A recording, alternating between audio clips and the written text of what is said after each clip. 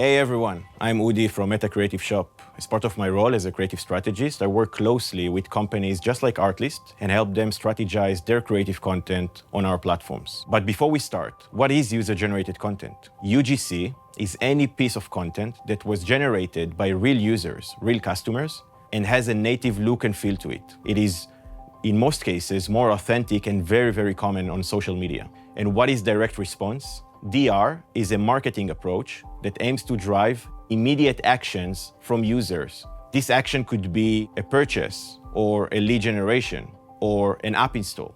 Now, you know how to create content. That's what you do. We want to help you help other businesses transform by sharing a simple methodology. We call it story selling. After seeing a lot of UGC ads, I would like to share with you a simple way to start with. Let's see the motion array example together, and then let's break it down. What if I told you that you can use motion array to improve your videos fast? For example, you can create a professional opener just like this. As a content creator, I can choose from thousands of different assets to improve my videos. How about some snow overlay on your epic drone shot? Or maybe just the perfect sound effects. It has never been easier to be a content creator. Check out motion array now.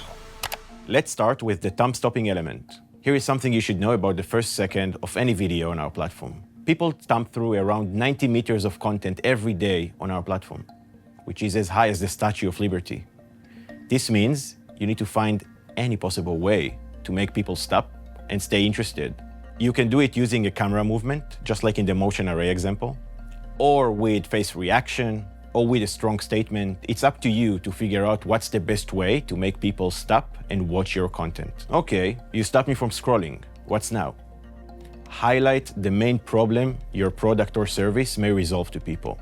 On Meta's platform, people are in discovery mode, and staying relevant is key for success. How do you do that? Once you grab people's attention, try to focus on a specific common problem your product resolves. What if I told you that you can use motion array to improve your videos fast? You can come up with different intros with your client and then decide what's the best way to grab people's attention. After establishing the need in the previous section, now you can celebrate your solution. In this section, you can just use the frequently asked questions from people and showcase a product demo that will help people understand what is the service and what is the solution. For example, you can create a professional opener just like this. A little tip that works like a charm is to overview the comment section of past ads. There you may find all kinds of questions people already raised about the service or the product. The last bit is call to action. In this stage, we highly encourage you to build sense of urgency by inviting people to swipe up or to click a button. You can also use a strong offering from the brand. It has never been easier to be a content creator. Check out motion array now. So, to recap, we talked about 4 main pillars. The first one is thumb stopping element. The second pillar is highlighting the problem your product resolves. The third pillar is all about showcasing the solution through a product demo. And the fourth one, building sense of urgency with a call to action. Does this resonate with you? If the answer is yes, feel free to download the brief template we created especially for you. So in the next time you work with a client, you get all the details right. Stay creative. Hi, I'm Liran, the head of creative at Artlist, and I want to talk to you how to utilize Artlist's assets and tools in order to create amazing ads that a brand will want to work with you guys. So let's start with the music. Music is 50% of what the audience experience when watching your videos. Music can break or make your ad. If the music is bad, it will distract the audience from the message you want to deliver. You can start with the music, and that will help you understand what is the mood your video should convey. At the end of the day, it's all about the context. Who is your target audience? What is the brand that you're working with is all about and what they are trying to say through the ad you will create. All of that will help you understand what is the perfect song for your video. Using the different filters on Artlist will help you find the song that you're looking for. And the song that you'll choose can be a character in your video, or it can be complementary. This is where lyrics come into place. You can filter the songs by a male or female singer and also see the lyrics of those songs by hovering over the microphone icon. Artlist has even more features to help you find the style of songs you're looking for. You can use the similar songs or similar albums located within the album page. The BPM tool will help you find the songs with the right pace for your video. And if you don't know what you're looking for and looking to get inspired, the For You page and Spotlight sections are great places to get started with curated lists of songs. Using sound effects can really take your videos to the next level. Most of the sounds you hear on videos are usually pre-recorded sounds created within a studio. Let's take this drone shot for example. Adding a few layers of sound effects to it can really bring it to life. You can also take this B-roll sequence and add sound effects between shots to add intensity and depth to your editing transitions. You don't always have to use the obvious sound effects with your visuals. Getting creative with sound design is all part of the fun. Let's take these sound effects and let's see how that impacts this specific visual. Artlist also offers ArtGrid, a stock footage platform, as part of the assets that you can use when creating UGC. The most common way to use stock footage is to have it complementary to the footage that you already shot. For example, you were shooting in the jungle, but you forgot your drone at home. You can use ArtGrid to get that aerial shot. Or you're creating a travel video, but you didn't have a waterproof case for your camera. You can find amazing underwater shots to add depth to your video. With ArtGrid, you have story-driven footage, which means you can actually edit an entire ad using only stock footage. Another great way to utilize ArtGrid stock footage when creating a UGC ad for a physical product is composing that product with a beautiful shot from ArtGrid, and that will create a powerful product shot. Finding all these videos is simple and intuitive with the easy search filters and free search bar. And if you're working on a vertical video, you can see what the shot will look like when searching for it. The most important thing is to understand what is the message brands you're working with are trying to convey, and to use your creativity together with Artlist's high-quality assets to create powerful UGC ads that brands will love. Hi everyone, I'm Nastasia, a creative strategist at Meta. Today we're gonna talk about Reels for DR and how to turn trends into Reels ads. One of the favorite parts of my job is that I watch a lot of Reels. You know Reels, the entertaining short-form video taking over Instagram and Facebook. So today, we're gonna talk about Reels and more specifically, how to turn some of the most popular trends into direct response ads, the one that drive an immediate action from viewers. Before we deep dive, let's go over some basic consideration to keep in mind when you create an ad on Reels. First, be unique and keep your authentic self. This is why the brand reached out to you to start with. Second, nail the hook up front. Make sure you grab attention with a strong visual hook.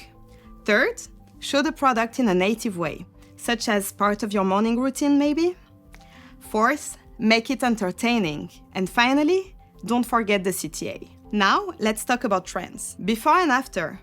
With before and after, you can sell a product in the most visual way possible. What did life look like before the product you're selling? What does it look like now? Show a problem and a solution. Tick, tick, boom. Who bringing the noise? Go baby, we bringing our toys. Separate men from the boys. Chopper be singing, should be on the voice. Bang, bang, we gon' ride out. Gang, gang, we don't die out. Want it like this, ain't no timeouts. Tell me who really gon' find out.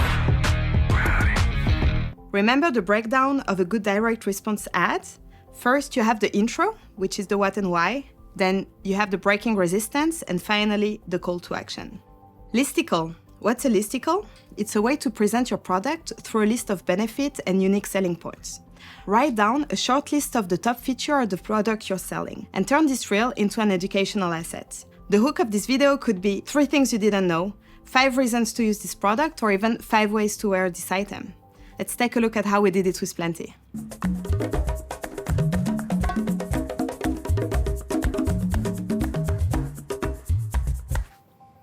Tutorial. The best way to provide value is to show your product in action. Bonus point if you turn it into an attention-grabbing intro, such as hack you didn't know, or let me tell you a secret about this product. Let's take a look at how we did it here with Plenty.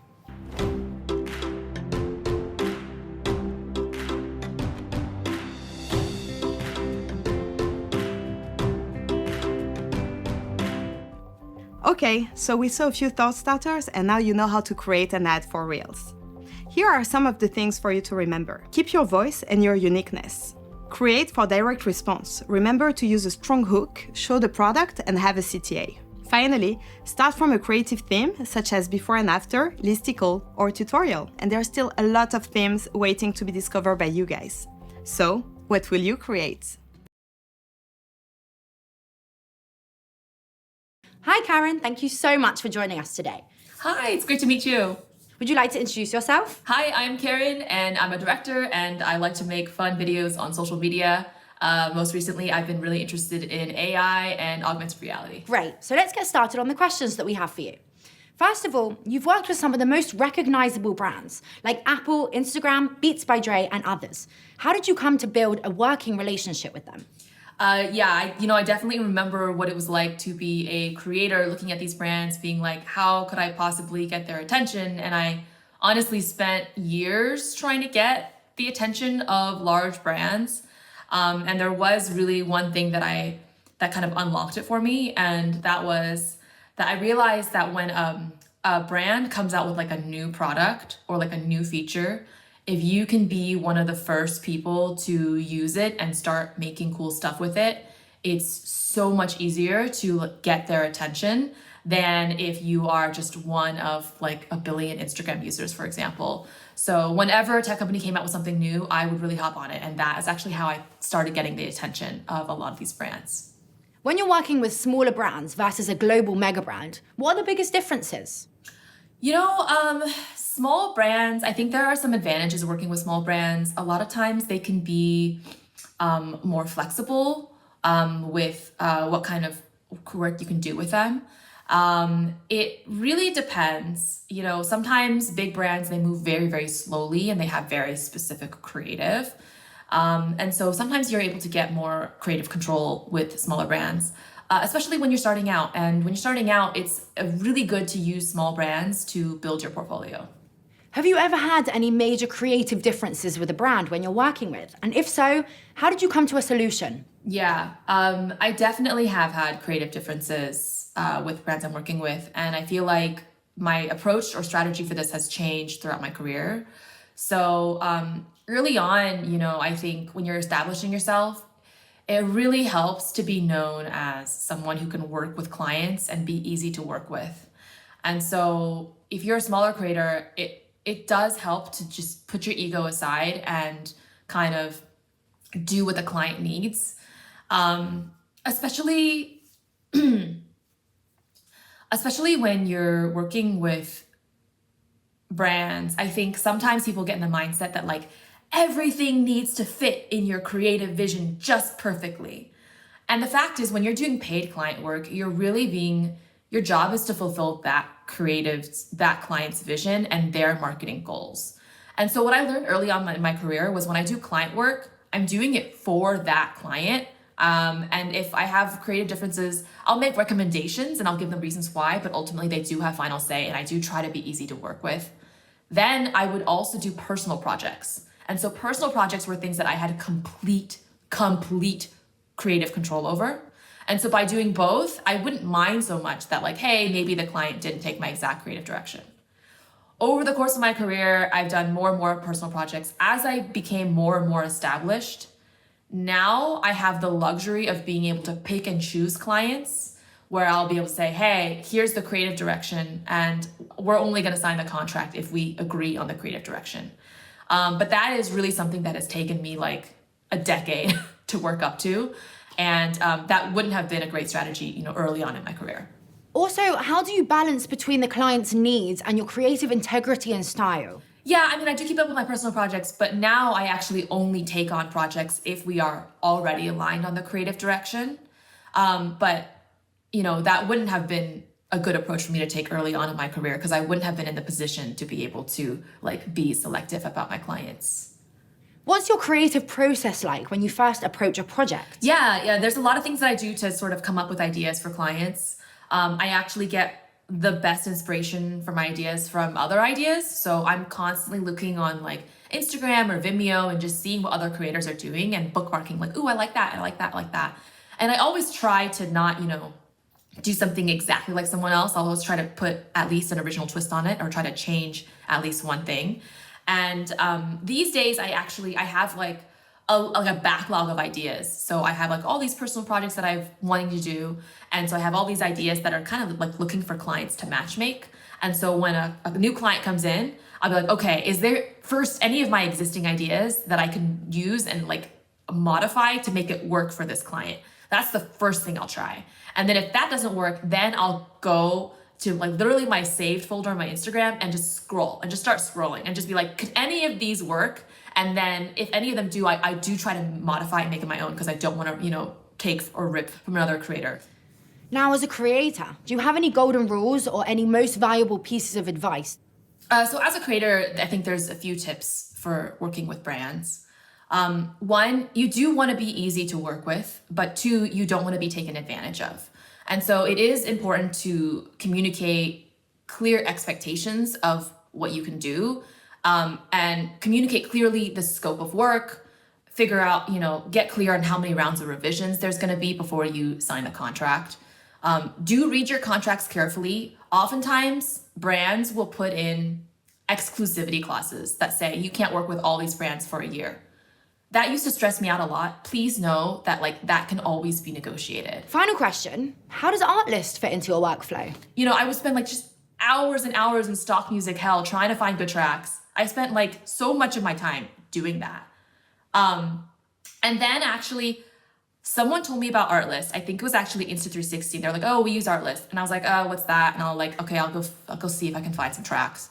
And I started playing a few. I was like, oh, these are actually pretty good. They actually sound like real artists. They don't sound like stock music. I think that was the biggest thing for me. I was like, oh, this actually sounds like something I could hear on the radio.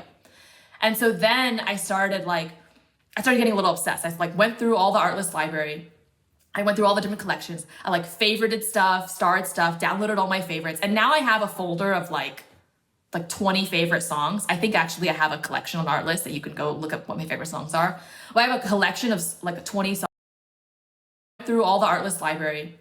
I went through all the different collections. I favorited stuff, starred stuff, downloaded all my favorites. And now I have a folder of 20 favorite songs. I think actually I have a collection on Artlist that you can go look up what my favorite songs are. But I have a collection of 20 songs and I just always go back to those 20 songs. So whenever I have a new video, I'm just which of these 20 songs will work? Occasionally, if none of them work, then I'll have to go into Artlist and find more songs.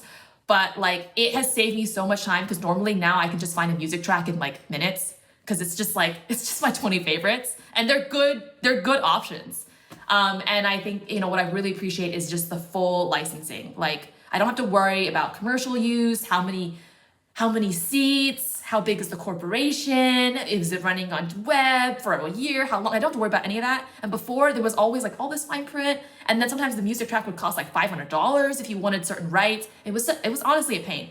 And as a creator, the last thing you want to worry about is all of those details. You just want to find a great track to pair with your video. So yeah, I'm a big Artlist fan. Karen, thank you so much for joining us here today. Okay, thank you so much for having me. Hey everyone, it's good to have you with us. My name is Declan, I'm a partnerships team leader at Artlist. My name is Sharon, I'm creative director at Artlist, and today I'm gonna speak with you about what brands look for when working with creators. In today's world, we see a consistent trend, especially on vertical videos, to be real, to be yourself, to be authentic. Users are seeking for authentic materials, less scripted and commercial. They look for videos in order to get more knowledge, to be inspired, to be entertained. Any creative choice in your UGC video should be aligned with that. So the first thing brands look at is authenticity and credibility. Speak naturally at eye level. Use an authentic setup, your comfort zone. It can be your room next to your desk or even your video setup. Let the viewers be inside your creative work area. It's true, we're here to sell. But try to stick to a more honest review and less the traditional selling strategy. Share with your audience your experience with the product. Show them how it elevates your creative process. Let's talk about the first 2 or 3 seconds of the video. You want to create a frame that clearly speaks to them. If it's on a film set operating a camera or your editing station in your room, those 2 frames targeting the right audience. So we want them to look at it at the first time and say, hey, that might be relevant to me. And what about best practices? You know your audience the best, but you should always assume when writing the script that they have never heard about the product before. Stay focused on one solution that the product solves and showcase one or two values that help to solve it.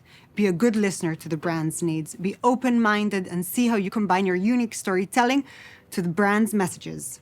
Even though this is a promoted brand campaign, take ownership of the script and the production. You're associated with the campaign. See the UGC video as part of your videos. Make it yours.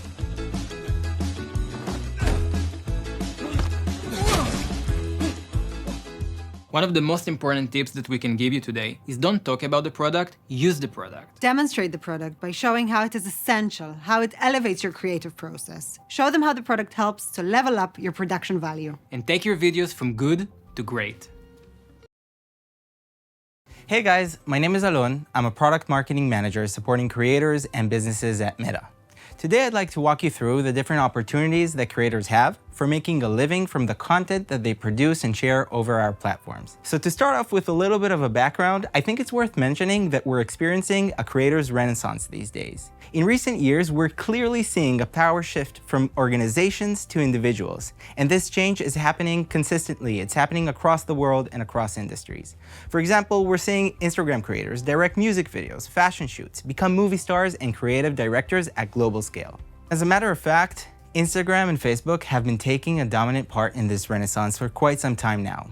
That's because our tools and global scale set the stage for creators to develop and share their creativity and build fan bases and communities across the world. So whether you're just getting started as a creator or if you've been doing this for a while now, we want to support you for making the content that your communities love. That's exactly why by the end of 2022, Meta will complete a $1 billion investment in creators across Facebook and Instagram. And our goal is to help as many creators as possible find sustainable and long-term success over our apps. So for the first part, I'll share more information about the various ways that creators can earn money on Facebook and Instagram. We at Meta, we want to reward creators for creating the content that their communities love. And to make this as easy as possible, we're launching bonuses. That's a new destination in the Instagram app where you can get paid as you hit certain milestones using our creative or monetization tools. We'll launch new opportunities from time to time as short-term and seasonal programs. Now let's talk about more ways that creators can earn money off of their content, but this time by direct support that you could get from your followers and fans.